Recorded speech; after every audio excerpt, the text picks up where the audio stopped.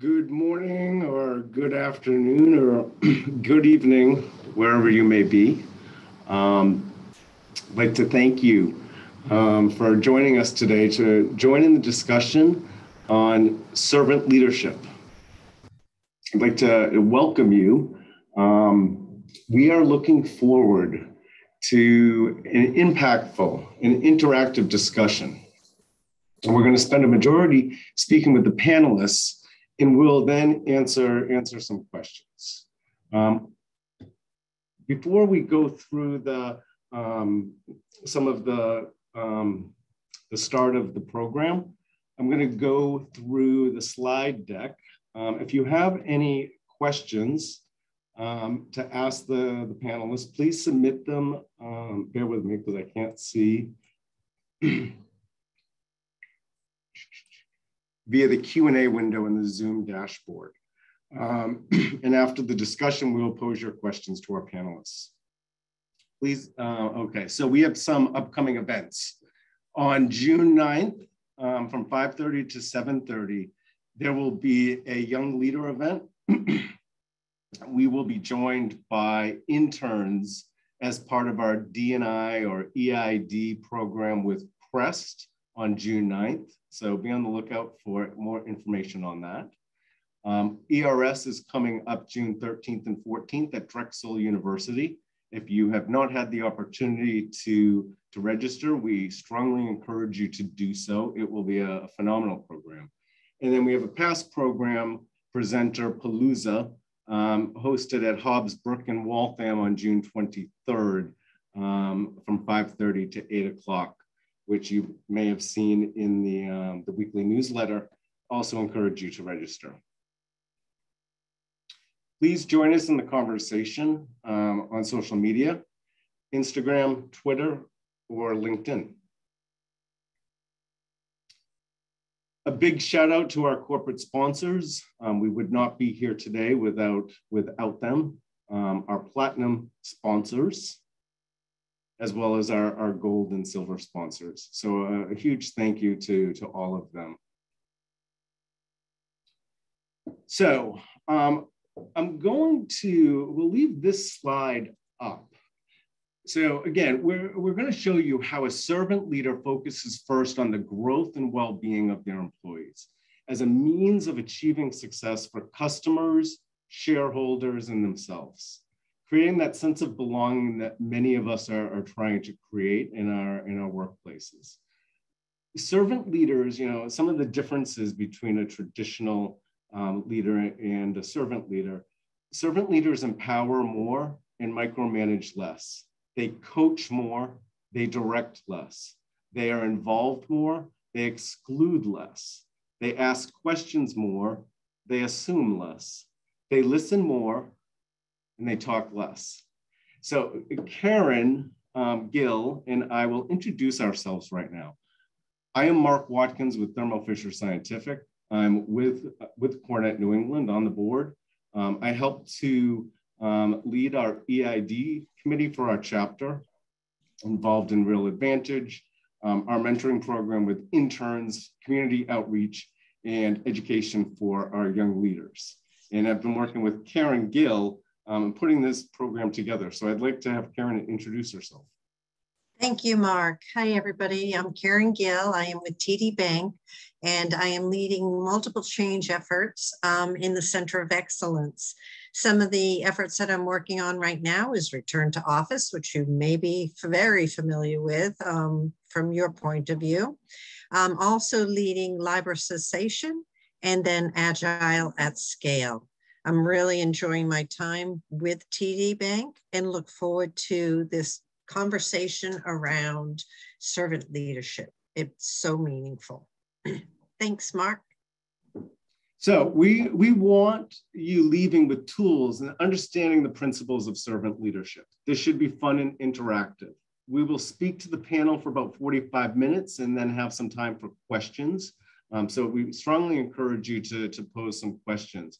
If you have not read the book, highly encourage you to. It's an easy book to read or listen to. And really great storytelling by Howard Behar.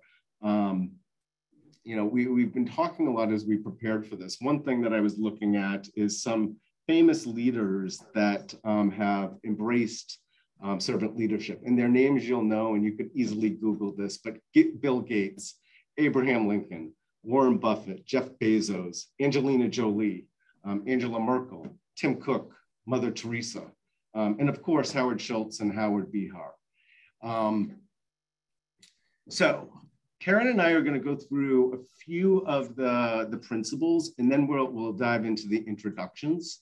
And we're going to talk about some of the things that Howard talked about in his book. A lot of these are rather simple and will resonate with you, but they're critical aspects of servant leadership. So people first, inspiring and motivating the team, empowering the team, being truthful and being focused on building a culture of trust, and a huge emphasis on nurturing and inspiring the human spirit.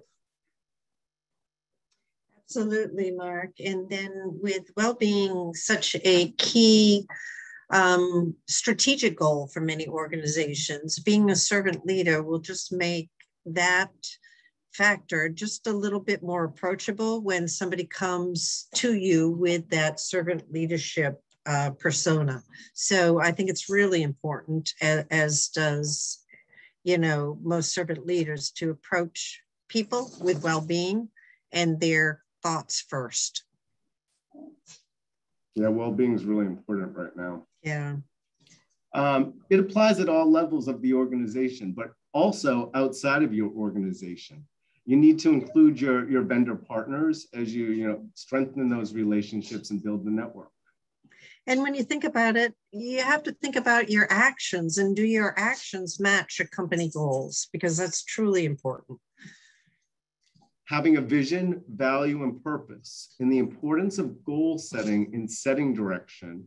And remember that these can change over time. Yeah, and Howard talks often about the rules and being flexible. So rigid flexibility is a term that he often refers to.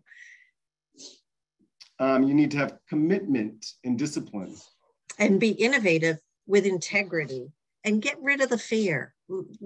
Bring it to the table so that people can bring their whole self to work. Don't fudge the truth either. That's a big one. Don't fudge the truth. People can read right through that.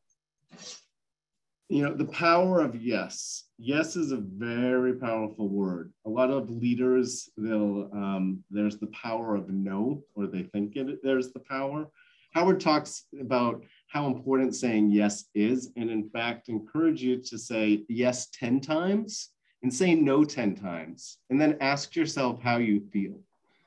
Listening to your team, the walls will talk. If we have employees that are just coasting or are bored or always looking over their shoulder in fear, they're not productive. They are not engaged. The ones that are in the corner interviewing with other companies because they dread coming to work are not the employees you want. So my favorite principle are the 3 P's, Mark: passion, purpose, and persistence. Help your employees with all 3 P's. And then lastly, being big, but staying small. Many of us work for really large companies, but how do you keep that small company culture? So you can see there's lots of good points coming from the book. Howard does a great job with storytelling that will help you relate. The keynote speech was such a hit at the CoreNet Summit in Seattle. I've never heard so much great feedback, and it's why we decided to do the program. So I'm going to start off and ask Michelle Meyer to turn on her camera so I can start off by asking her a question before I introduce the rest of the panel. So Michelle, you actually led the fireside chat with Howard. Can you tell us a little bit more about this? I'm sure it was an incredible experience, but you got to know him pretty well, and would love to hear what some of your biggest takeaways were.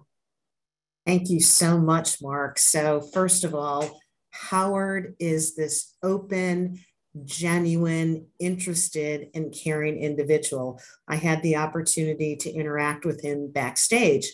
One of the questions he posed to me was, very interesting. You work at Oracle and you've been there a long time.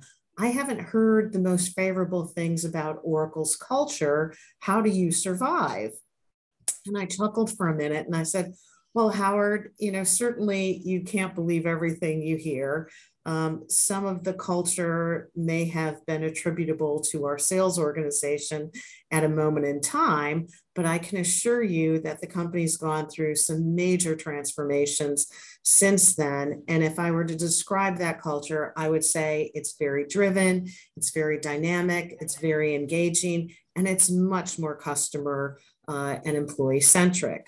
The other thing that I would just share with you is during my wonderful fireside chat, he was so engaging and went to the point of sharing with people, get connected with me on LinkedIn. And by the way, here's my phone number. But if there's one story that resonated with me the most, it's about early in his career when he was actually in charge of several furniture stores. And he had a hard time trying to figure out where his passion was and how he needed to behave at work and how he needed to behave at home. And in essence, he referred to himself as trying to wear too many different hats and not be true to himself as an individual. And so the takeaway for him was figuring out what he really loved. Was his passion truly furniture or was it people? And with that, I think I can safely say it was definitely people. Thanks, Michelle. In fact, he coined the term saying, we're not in the coffee business, we're in the people business at Starbucks. And that seemed to really help them as they developed that culture. So I'm going to go on to introductions and ask the panelists to turn on their cameras. Michelle Meyer is the Vice President, America's Real Estate and Facilities for Oracle, a Fortune 100 company. She is currently responsible for about 9 million square feet of space, consisting of the company's Austin headquarters, as well as more than 100 offices throughout the region. Her organization of about 400 staff provides workplace management services, workplace strategy and planning, site selection, lease negotiation, design and construction, property management, and sustainability best practices. Michelle has over 30 years of experience in the technology industry and has been a member of CoreNet since 2000. She has served in many different positions at both the chapter and global levels. She is the immediate past chairwoman of CoreNet Global and has a variety of designations from CoreNet.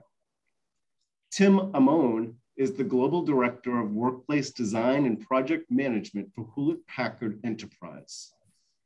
Him and his team design, construct, and define the strategy for their future workplace. Success will be determined by developing an employee experience which integrates a hybrid work solution, including creating a collaborative, modern, and flexible work environment that incorporates mobile technology as part of a smart building solution. Previously, Tim was the Director of Operations for the US and Data Center Organization, with responsibilities of leading a team of real estate and facility managers, engineers, and other service providers to optimize a space portfolio of data centers, manufacturing, and administrative sites in the Americas. Earlier in his career, he was with Compaq Computer Corporation to manage real estate transactions, facility management, project management, and security. He earned his degree in electrical engineering from Texas A&M and is based in Houston. Helen Rosario is from GSK and is in charge of the Americas, or as the Americas Group Site Director. She provides strategic leadership for the operations and engineering function for a regional portfolio of commercial sites and the Richmond R&D Center, as well as global accountability for the R&D sites and WREF. Quality representatives for the new CH organization as well. I didn't have a chance to ask Helen, but I'm assuming CH is Switzerland. Is that correct? It is a consumer health organization. We are doing the spin-off, and we will be called Haleon after the spin-off now in summertime. Oh, thank you, Helen. Helen is a proud Puerto Rican. She earned a bachelor's degree in science and industrial engineering and a master's in business administration from the University of Puerto Rico. She is a licensed professional engineer and an active member of CIAPR. She has over 30 years of professional experience in the private and government with an extensive focus on pharmaceuticals, medical devices, information technology, utilities, and has worked in several global companies such as Baxter, HP, Johnson Controls, CBRE, as well as in the public sector in a diverse variety of roles. She has international and global experience and has led teams around the globe, as well as being an expat in Asia for several years. She's certified Lean Six Sigma Green Belt, has formal training in project management, and earned the Executive Women in Leadership Certificate from Cornell University. And lastly, Rich Patina. He is an experienced professional with over 30 years of global experience for companies such as FMC, Dell, EMC, Teradyne, and IBM. He currently helps lead the real estate function for Fresenius. He has demonstrated expertise in corporate real estate across all aspects of portfolio management, including site expansions, consolidations, lease transactions, project management, and facility services. Rich is responsible for over 3,000 clinics and office sites, leading internal and external teams, supporting over 30 million square feet across 3,500 locations. He has a Bachelor of Science from Northeastern and an MBA from Pace University in Strategic Business Management. Rich also was the recent recipient of the Real Estate Director of the Year for the Americas for our chapter. So congratulations again, Rich. Thank you, Mark. Appreciate that. You're welcome. You can see that we've got a phenomenal group on the panel this afternoon. So I'm going to jump into some questions. I want to start off by asking all of the panelists, what is your definition of servant leadership and how are you applying it? I'm going to start with Rich. Sure. Thanks, Mark. And thanks everyone for joining. We appreciate that. Great panel. I'm pleased to be with everyone, pleased to have been asked.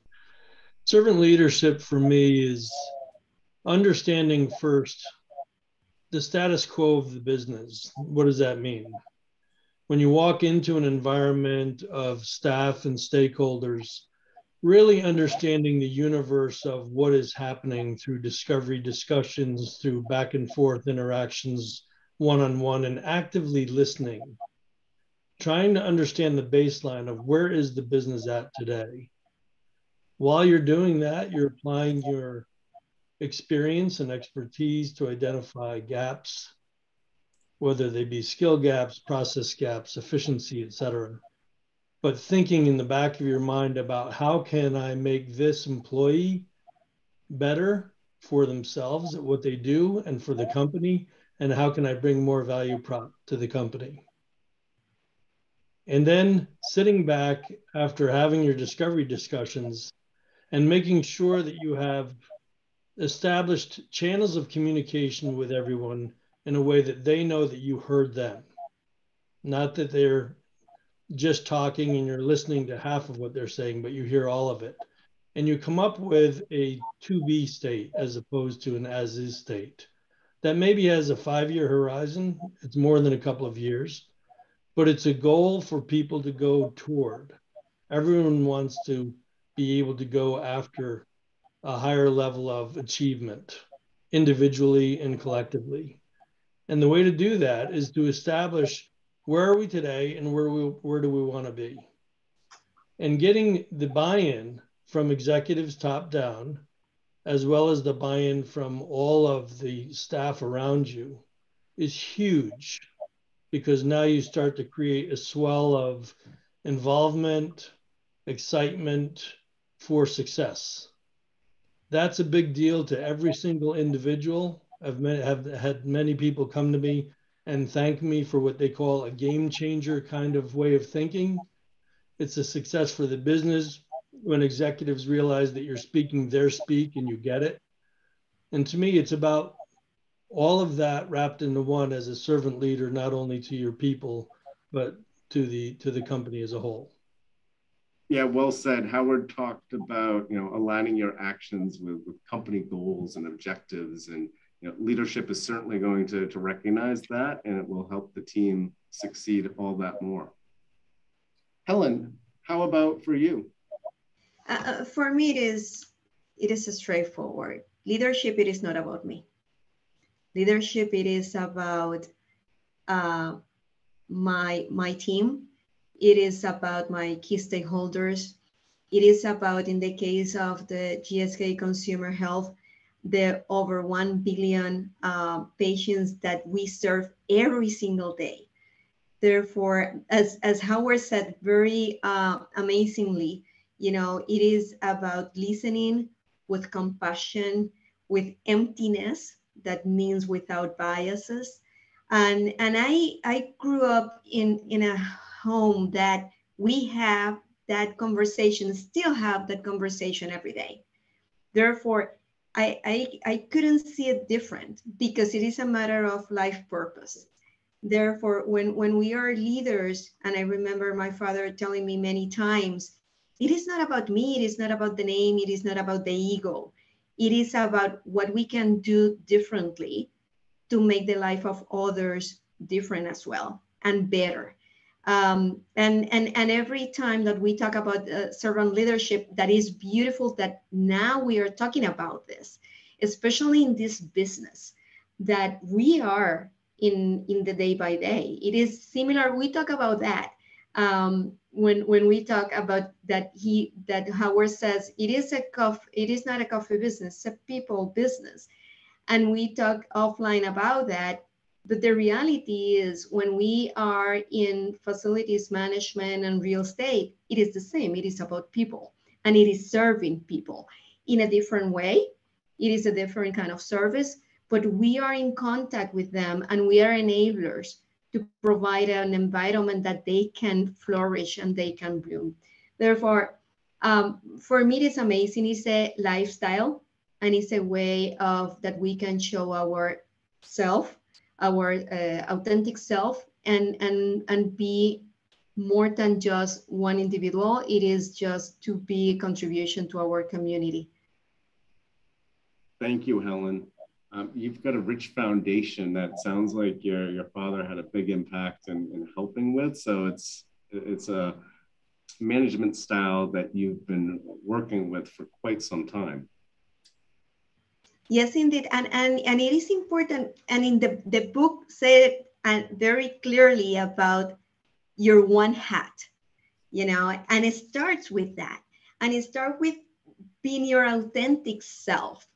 And it was beautiful the way he explained, that in a point of time of his career, he was trying to wear so many hats until he understood, hey, I need to be myself to be a better leader for others.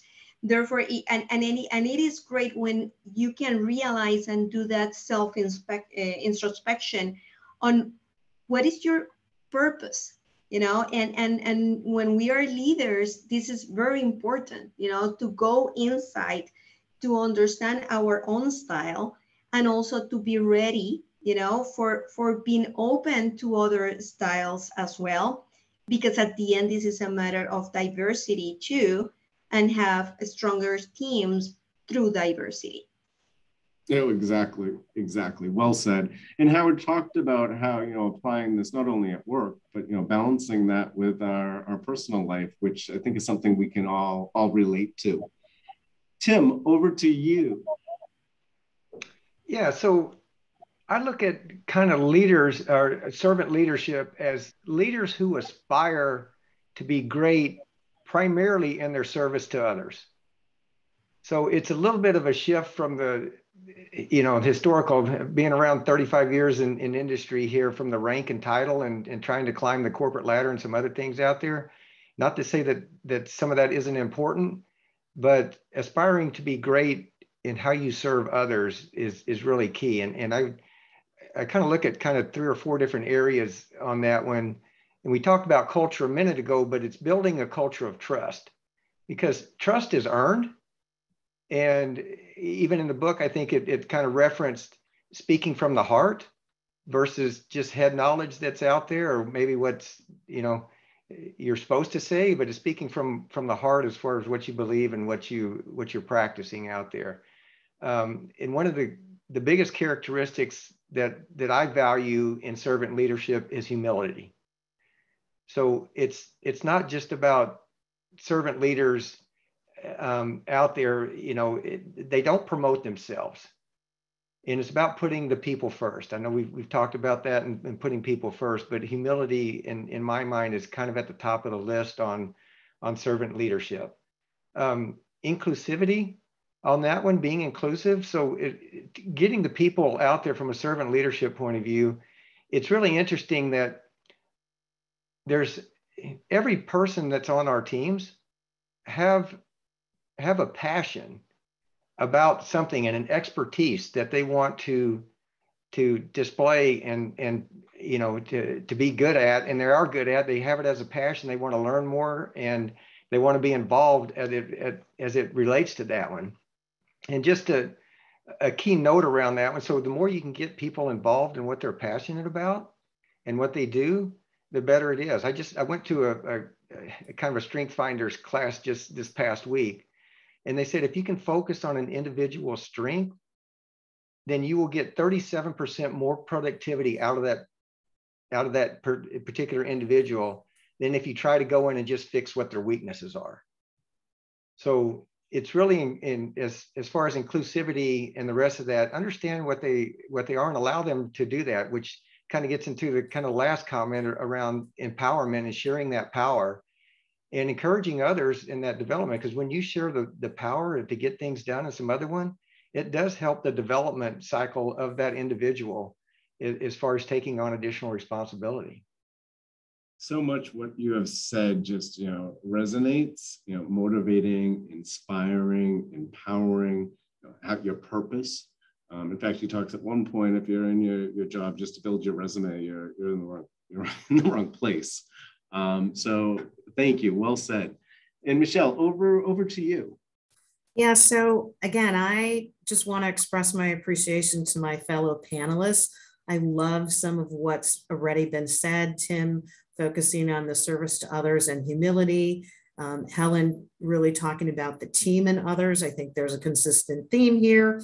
And then, Rich mentioning how much people want to be listened to.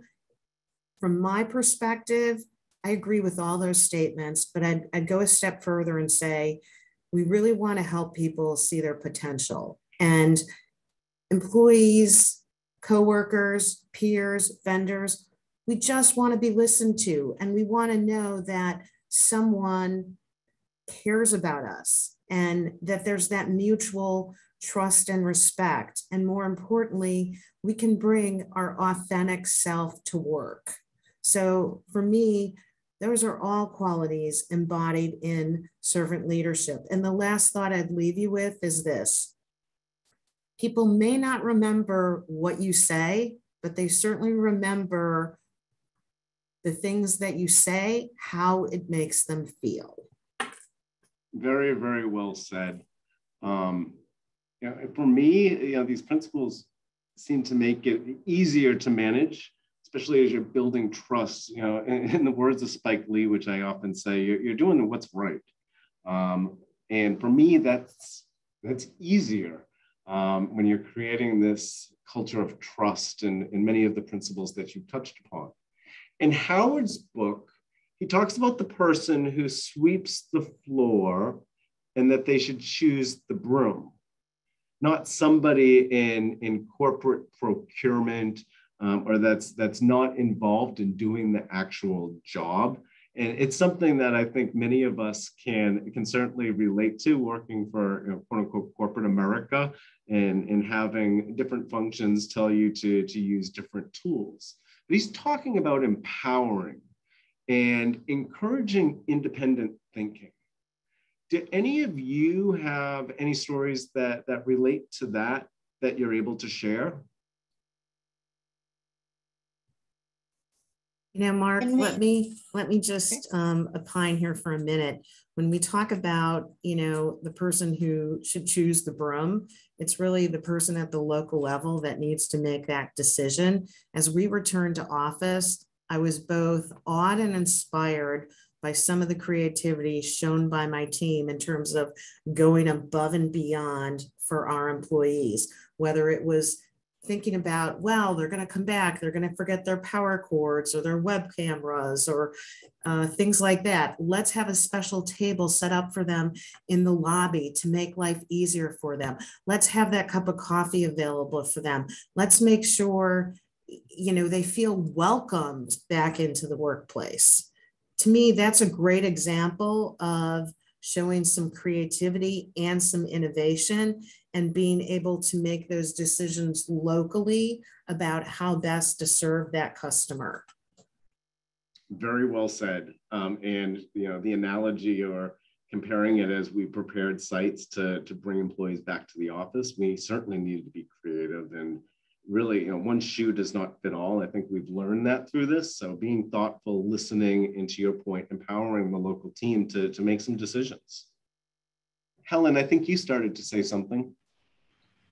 Yeah, it is given to the team, and to each one of the individuals trust, and having that conversation about allowing them to figure it out with your guidance, of course. But also, and I just remember when I joined GSK a year and a month ago. And when we started this amazing journey, and which I love, we have a lot of activities and a lot of big projects. And I'm blessed with an amazing team in the Americas. And I remember meeting with my team in one of the big projects that we had, and very ambitious, and looking to each other. And the first thing was, and they asked, can we make it? And very openly, I said, yes. In the back of my mind, it is, wow, it is a big yes. And this links with also the conversation in the book about the power of yes. But we need to make it happen. How we will do that? And then with all the ideas, with all, and that includes also our service partners. That's our partners. It is not our contractors, our partners, and we treat them as it is, as partners. And all the key stakeholders. When I look back, and we had this conversation actually last week about the learnings of this project, and we say in just less than 7-8 months, we made all of this. It is the power of providing the space to the experts and to the leaders in each one of the regions to look for the ways to do it. If I will be a micromanager and telling them exactly which detail they need to do, the reality is they will not be growing. The reality is I will be overwhelmed and I will not have the capability to do other stuff. And the other thing it is, we will limiting their own capacities. Therefore, when I read that part of the book, for me came to my mind the magic, the beauty, and the blessing of allowing our people to grow, to provide, we provide the tools, but we need to provide also the space to keep growing. Well said. And unleashing them in their full potential. I can't even imagine starting a job in the middle of a pandemic. Obviously, having an incredible team really made it that much easier for you. So kudos to you for that. And amazing leadership too. Cannot be. We all need to be so fortunate. One of my favorite stories that Howard shared with us is the Frappuccino story, and how that is an example of innovation. So Howard, being in his role as the COO, or the president of Starbucks International, he was constantly traveling around to the different stores. I think when he started, don't quote me on this, but there were 18 stores, or they were very small and local to Seattle, and he grew them to thousands. But he went down to, I believe it was Santa Monica, and they wanted to sell a cold coffee drink. And the manager said, there's a competitor down the street, and they are selling these cold drinks. They've got lines out the door. So Howard went back to I'm going to say the wrong word, corporate, because they don't, and we'll get to this, they don't call it corporate, it's a support center. And the marketing team immediately shot it down and said, we are not going to be selling cold drinks. And the manager called him up and he said, we can't do anything. We can't do anything right now, but let me see if I can work on it. And they talked about it again in Seattle, and he couldn't get them to approve the cold drink. He went back to Santa Monica a few months later, and again, they kept pushing him. And they said, we need to buy a blender. We're going to put together this great drink. Well, lo and behold, he said, just go ahead and do it. And it has gone on to be a multi-billion-dollar product line, one of the most successful products for Starbucks. It's an example of empowering, of innovation, and unleashing the power that these employees can have with their creativity and understanding the local market. Because in Santa Monica, a cold drink sounds nice on a hot day. In any event, can any of you share an example where you had a colleague or an employee that was able to be innovative and introduce something new?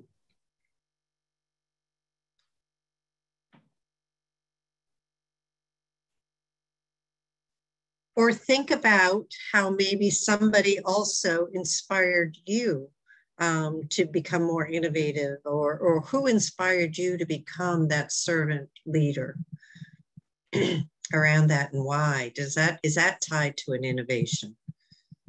Rich? Sure. I'm happy to talk about, it really ties to independent thinking. It ties to some of the things we've talked about before, about boldness and about being genuine.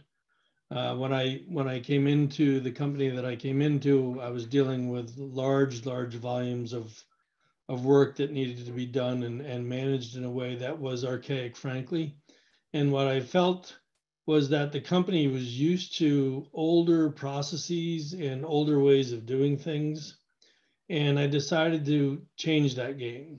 And people thought I was crazy, of course, at first, and pretty much rejected it. And what they started to realize was that what I was putting together was a new strategy that was going to allow us to manage with all of our GMs across the country. There are 8 different GMs that report in the division presidents, tops down, in a way that made our business much more efficient. So from a process standpoint, that was unheard of, because typically what would happen is if things were not working well, you would escalate to this executive or that executive. And what we ended up putting in place was developing a governance process that required routine meetings with all GMs on a monthly basis and their full teams to manage in an integrated and aligned way all of their businesses in each of their regions. That was just never thought of before. Or if it was thought of, it was rejected. And frankly, what it called for me, from a bold standpoint, was to create verbal contracts with each one of the 8 GMs one by one on what this new process would yield and why we needed to do this. And of course, I got you can't expect to have me and all of my team on a call every month from every one of them. And I'm happy to say that from that innovative thinking and independent thinking from the first few months that I was with the company, that process not only took root, but has become a gravitational pull for a lot of different integrated thinking across divisions in the company. And our forum and that process is used to vet out a lot of things from a strategy standpoint for the company.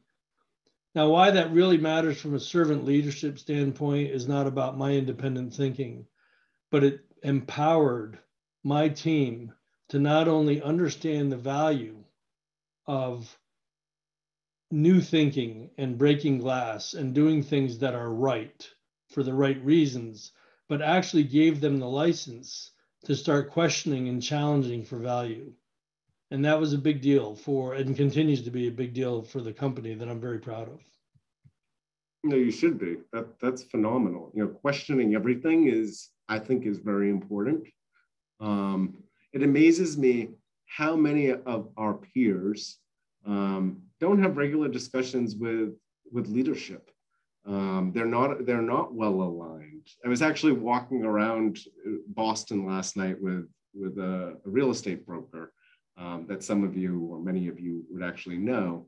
And we were talking about having a regular cadence of calls. And she said, you know, nobody does that. And you'd be amazed at how many people are in holdover, are not aware of expiration dates. They're just not aligned with the leadership, or they're not involved in manufacturing. Maybe they're more involved in offices. They're not integrated. So kudos to you, Rich. That's a huge task, especially for a large company, you know, with the amount of real estate that you guys have. The value that drives is tremendous. Tim. Yeah, and Mark, I just want to say that I'm so excited about it for my people, for the groups, because they constantly come back to me and tell me, you know, you said that when you first got here, you were going to do X. And you not only did that, but et cetera. And so it's not about me, but it's about how great they feel about how they're changing the landscape. That's a big deal. That's where how great they feel must end up making you feel good. That's really what it's about for me, is that their growth. Tim, you may be having difficulty with your camera, maybe with the bandwidth, but are you able to relate with this? Yes, Mark, I am having some video issues out here with bandwidth, but I can, hopefully the audio is coming through fine, but I can hear everybody fine. Loud and clear.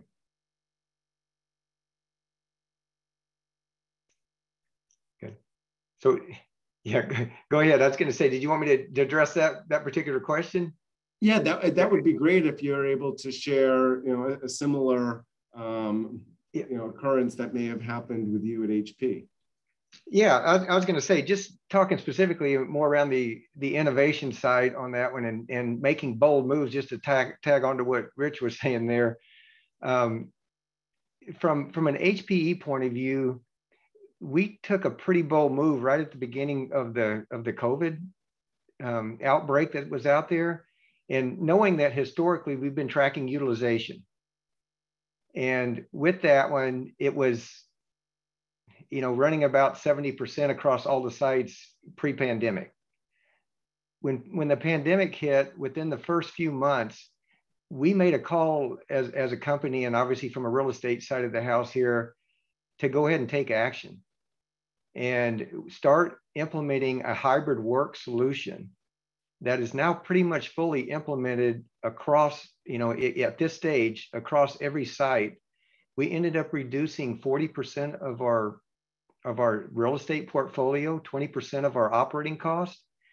And, you know, with that one, you know, the hybrid environment, defining, you know, getting the groups involved, the roles of each individual, and the managers and the business units involved in this one. So it wasn't necessarily a tops down, but more from a, hey, how do you perceive working coming, you know, what is that new normal? Not fully understanding what the new normal was, but we took a pretty good shot at it and felt like we were at least 85 to 90% right. And so far it's proving out. It was a pretty bold move to go ahead and take action on that much space. But so far it's playing out okay. It's incredibly bold, especially as we're going through a pandemic. A lot of companies decided, including us in many regards, let's freeze and let's see how this pans out. I think we're still learning. When I look at our occupancy rates or I tour offices, whether it's a Thermo Fisher office or not, there's a lot of vacancy, there's a lot of opportunity, but I'm hopeful that we'll be able to draw people back to the facilities because I think there's so much importance being on site, at least some of the time. So I'm curious with that one, Mark. I'm curious, Tim. That was a very, very bold move. And a lot of people were involved in the decision to go hybrid. And I loved the fact that it wasn't a top-down approach. I'm just curious how you feel servant leadership helped build the different components of people accepting these new ways of work in what you did and maybe in what HPE did as a whole. Yeah, so Karen, good question on that one. And I would just kind of address this, because we were in the middle of all this, we were relocating headquarters. So I had an opportunity to meet with the CEO quite frequently as we were going through this. But one of the things he just started off on, as we were trying to build a space and consolidating and other things, he said, it's not just creating a workplace solution, it's creating an experience for the employees to come to. And that kind of resonated because we were getting a lot of questions of, oh, you're doing this and, awards and different things and magazine articles that were coming out about the new headquarters. And from a top down, from a leadership point of view, it was demonstrated that what we're creating from a real estate organization is an experience for the employees. And from that one, there was a lot of empowerment by the employees. So it wasn't, even today, we ended up with a hybrid work environment that 80% of our workforce is going to be coming in 1 to 2 days a week. The other 20%, which is more work driven, would be in the office 4 to 5 days a week. But it wasn't mandated.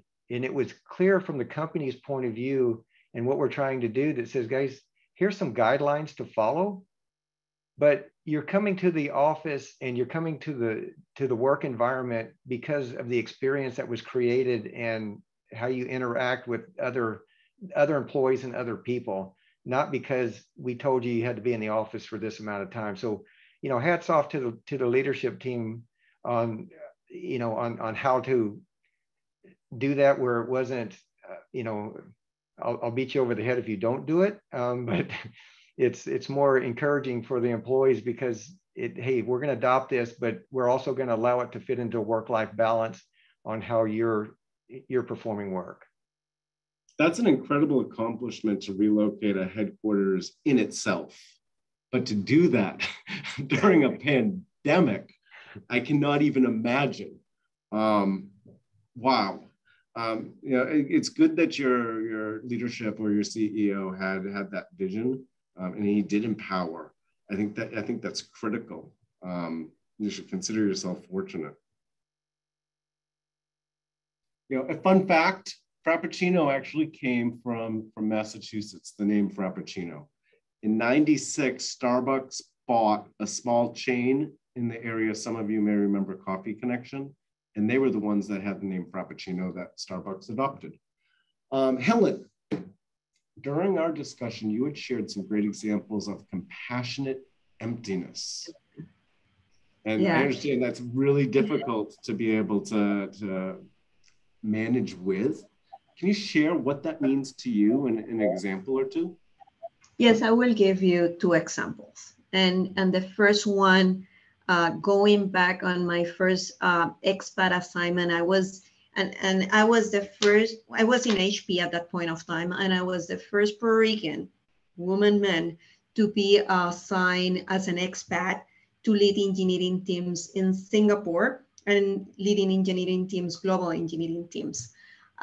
Therefore, when I got there, was this cultural change and embracing the change. And so, and one of my team members, she was a young engineer.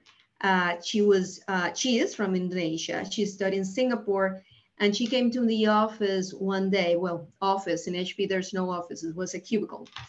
Late, we were working long days, and she was crying. it was very similar to the book on Howard's example.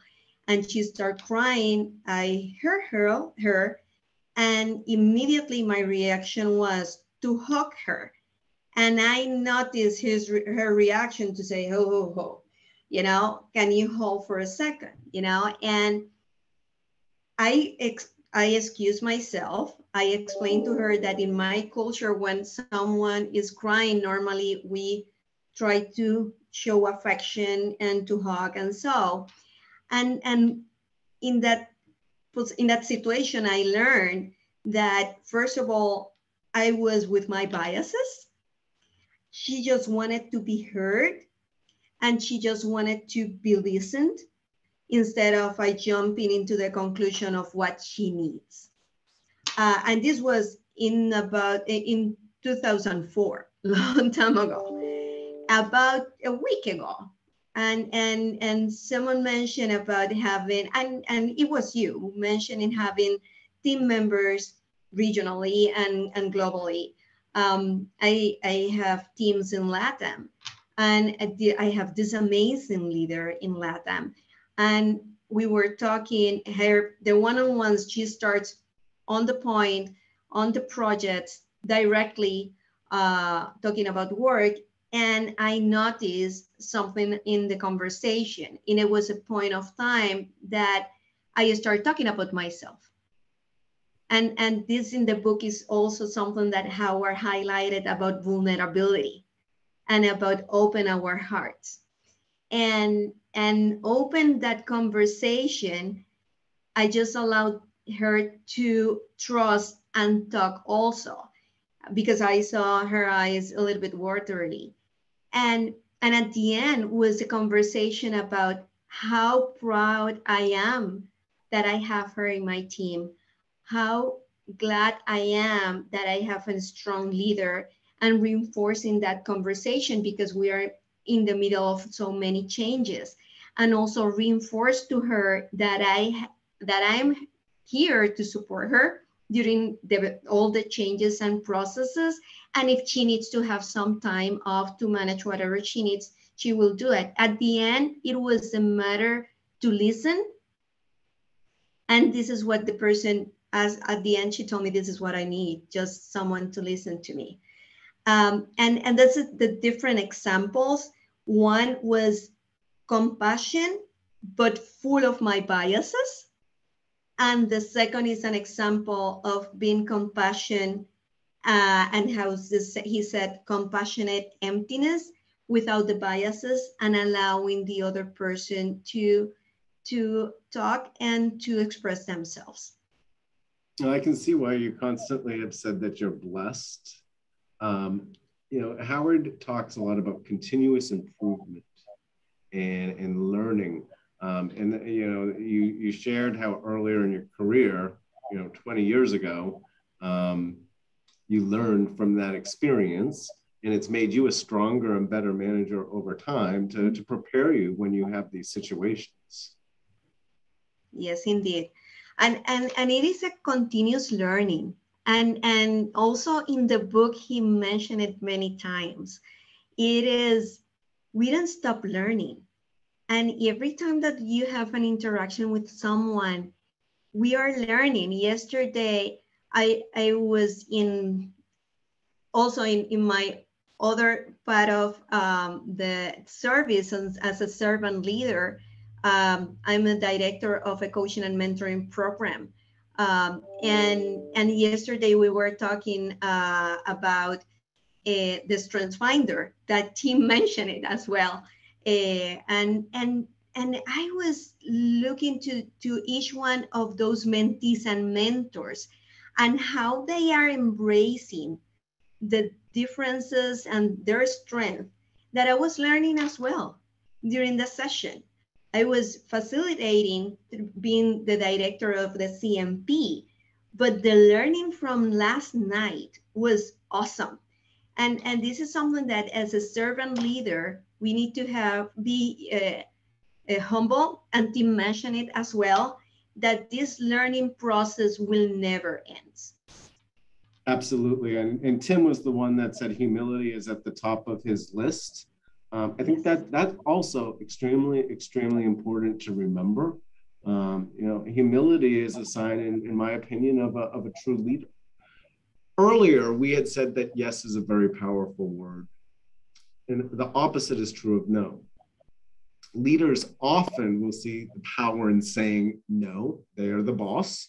And I had mentioned saying no 10 times versus saying yes 10 times. And how do you feel after that? Saying yes builds trust.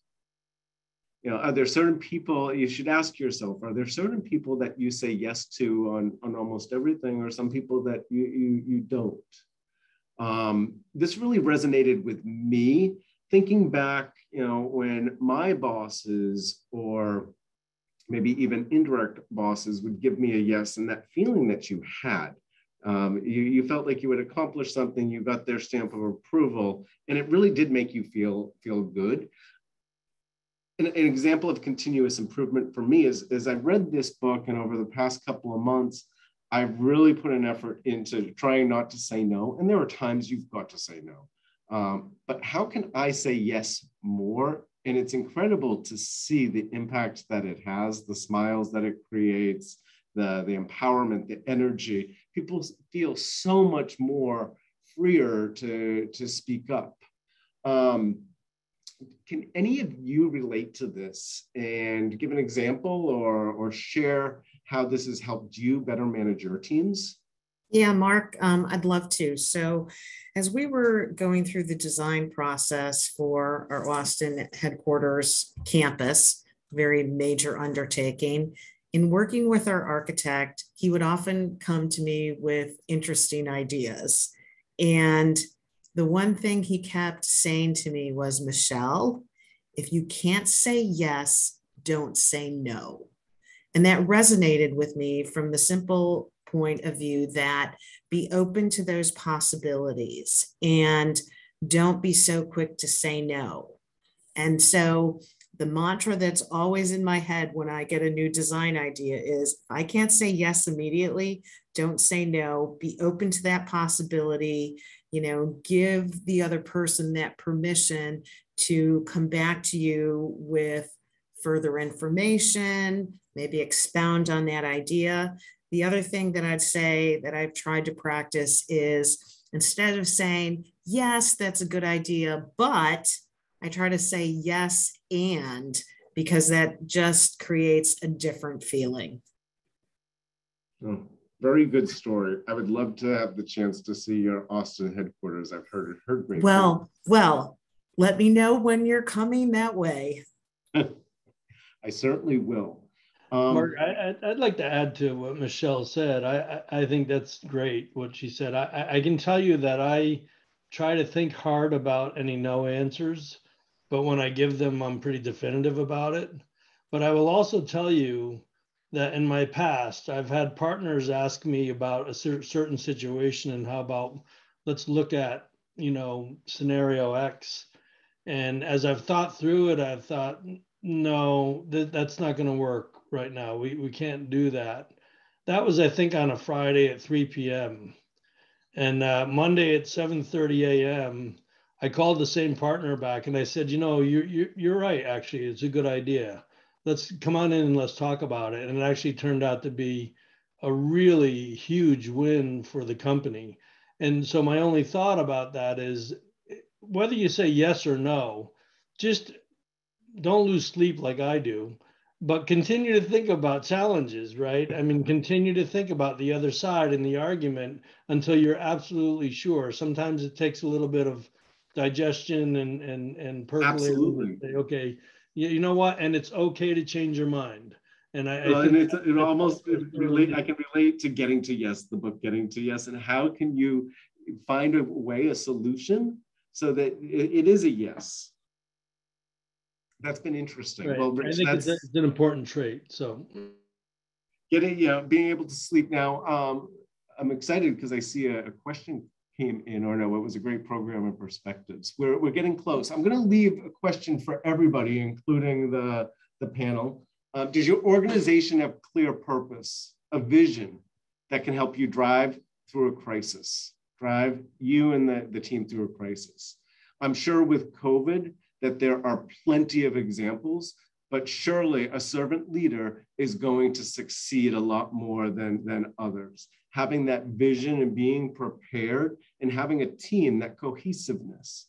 I cannot thank everybody enough. Karen and I were extremely excited to put this program together for the chapter. Thank you for joining us today, for sharing your stories and being servant leaders in your organization and bringing it to CoreNet. It truly should and will make us all better leaders. Thank you very, very much, panelists. Have a great afternoon, everybody. Take care all.